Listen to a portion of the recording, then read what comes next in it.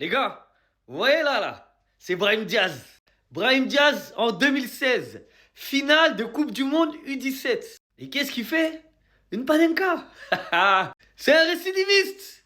Pour tous ceux qui pensent qu'il a fait exprès contre le Sénégal, qu'il est parti parler à Mané, que Mané a parlé à Mendy, qu'il a tiré pied droit alors que c'est un gaucher, etc., etc. C'est qu'un récidiviste, les gars. Il est pas à son premier coup d'essai. Il a fait exactement la même panenka en finale de Coupe du Monde U17. Sauf que là, elle est rentrée parce que le gardien l'a plongée. Mais c'est la même, il a même pas réussi à la lever. Eh, elle se lève à peine la balle, comme contre le Sénégal. En fait, lui, il fait des panenka, mais il n'arrive pas à les lever. Mais il recommence. Et il a tiré pied droit aussi. Pourtant, dans le jeu, c'est un gaucher.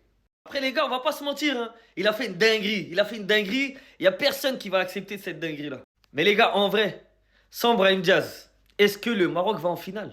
Il a marqué contre les Comores, il a marqué contre le Mali, il a marqué contre la Zambie, il a marqué contre la Tanzanie, il a marqué contre le Cameroun. Et au-delà de mettre des buts, les gars, dans le jeu, c'était lui le joueur le plus dangereux, offensivement.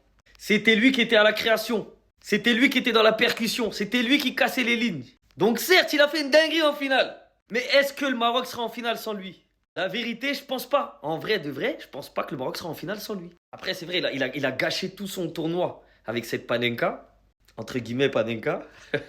Mais faut pas oublier tout le tournoi qu'il a fait avant. Et ça a été un gros joueur avant ça. Donc bon, j'espère qu'il s'en remettra mentalement. Avec le temps, j'espère que ça va passer pour sa santé mentale. C'est sûr que ça va être une épreuve très très très compliquée par rapport au peuple, par rapport à ses coéquipiers. On sait que les humains sont ingrats. Mais n'oubliez pas, c'est pas parce qu'une personne a fait une erreur, alors qu'avant elle a fait 99 bonnes choses, qu'il faut la tuer, qu'il faut la punir.